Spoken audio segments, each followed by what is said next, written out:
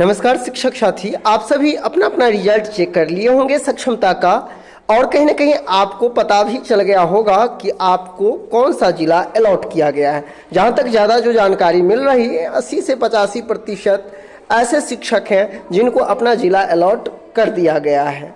तो अब सवाल है कि आखिरकार हमारा जो काउंसलिंग प्रक्रिया होगी वो कहाँ होगी, कैसे होगी, कौन कौन से डॉक्यूमेंट लगेंगे। तो एक सेपरेट वीडियो ये जो है वो आप सभी को इसी जानकारी के लिए बनाए हैं कि आखिरकार ये आपको पता चल सके कि मुझे काउंसलिंग कैसे कराना है और काउंसलिंग में आने वाली कोई भी समस्या उत्पन्न न हो, इसलिए ये वीडियो आपके लिए काफ़ी महत्वपूर्ण हो जाता है।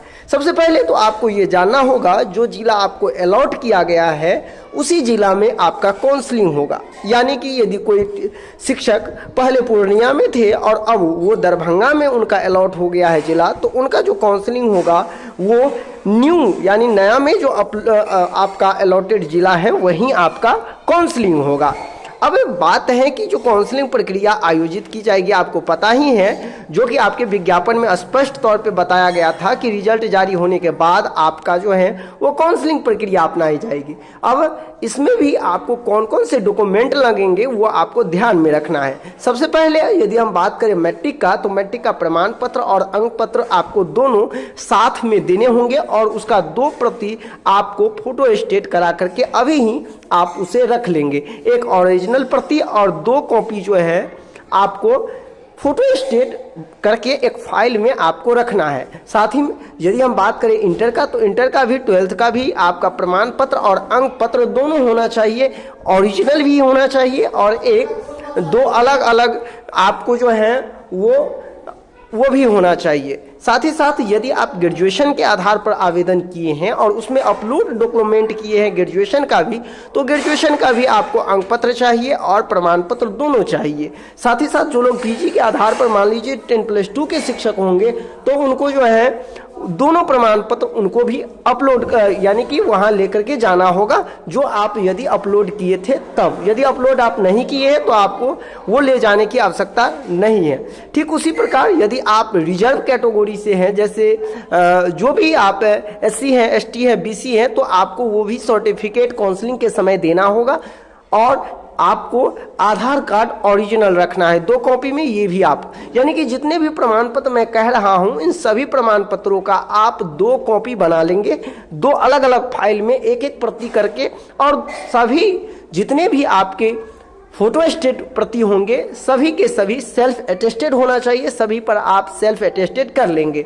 साथ ही साथ उसके बाद यदि आप दक्षता है या TET है या STET है, जो भी उत्तीर्ण आप किए हैं वो आपको करना है और वो आपको उस पर अपलोड करना है। साथ ही साथ चूंकि आप शिक्षक थे तो आपको ये भी जरूर देना होगा, नियोजन इकाई द्वारा जो आपका नियुक्ति पत्र जारी किया है वो भी आपको ओरिजिनल साथ में रखना है और आपको जो है उसका फोटोकॉपी एक साथ अलग अलग फाइल में आपको रखना है। देखिए जितने भी प्रमाण पत्र हैं एक 3 फोल्डर आप बना लेंगे पहले ही, अभी से ही आप इस चीज़ को तैयार कर लें। एक फोल्डर जो होगा वो आपको ओरिजिनल कॉपी में होगा, दूसरा फोल्डर जो होगा वो आपको फोटोकॉपी में होगा और तीसरा भी एक और फोल्डर आपको फोटोकॉपी में होगा। जितने भी ओरिजिनल हैं उसको हम अलग साइड में रखेंगे और जो अलग अलग फोटोकॉपी का जो प्रति हैं उन सभी को सेल्फ अटेस्टेड करके हम अलग अलग फाइलों में उसे रख लेंगे। कौन कौन से डॉक्यूमेंट लगेंगे तो ये तो हम आपको बता ही दिए, मैट्रिक से लेकर के जो आपका हायर है वो सभी।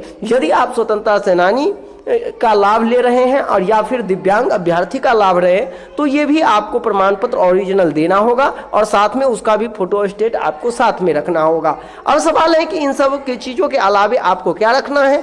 तो देखिए यदि इन चीज़ों के आप साथ में रख लेते हैं तो इसके अलावा चूंकि और भी कोई डॉक्यूमेंट आपसे अपलोड नहीं करवाया गया था, इसलिए बाहरी कोई भी डॉक्यूमेंट आपको नहीं देने होंगे। यही सारे डॉक्यूमेंट आपको तैयार रखना है। यानी सीधे तौर पे कहे तो मामूली तौर पे आपको ये समझना है कि जितने सारे डॉक्यूमेंट आप आवेदन करते समय अपलोड किए थे वो सारे डॉक्यूमेंट आपको साथ में रखना है। साथ ही साथ जो आपका रिजल्ट आया है उसको भी आप क्या करेंगे तो डाउनलोड कर लेंगे और डाउनलोड करने के बाद वो भी आप अपने पास में रख लेंगे। जो सक्षमता परीक्षा के जो ऑफिशियल साइट से जो आपने अपलोड किया होगा उसी को अपलोड करके आप रख लेंगे। प्रिंट आउट के तौर पर। और यही सब आपको पूरे के पूरे लगने वाला है। इसके एक्स्ट्रा आपको कोई भी डॉक्यूमेंट नहीं लगेंगे काउंसलिंग में। और काउंसलिंग जो है बिल्कुल आसानी से आपका हो जाएगा। काउंसलिंग के लिए किसी तरह की घबराने की आवश्यकता नहीं है। आपको जानकारी के लिए बता दें कि इस चैनल के माध्यम से जैसे जैसे सभी जिला का काउंसलिंग का अपडेट आएगा, इस चैनल के माध्यम से जरूर आपको अपडेट करेंगे। तो हम आपसे यही कहना चाहेंगे कि यदि आप चैनल पे फर्स्ट बार विजिट किए हैं तो इस चैनल को ज़रूर सब्सक्राइब कर लें, और जिससे कि आपको जो भी इन्फॉर्मेशन मेरे द्वारा प्रोवाइड की जाए वो सब समय मिले। मिलते हैं नेक्स्ट वीडियो में। अभी के लिए बस इतना ही। धन्यवाद।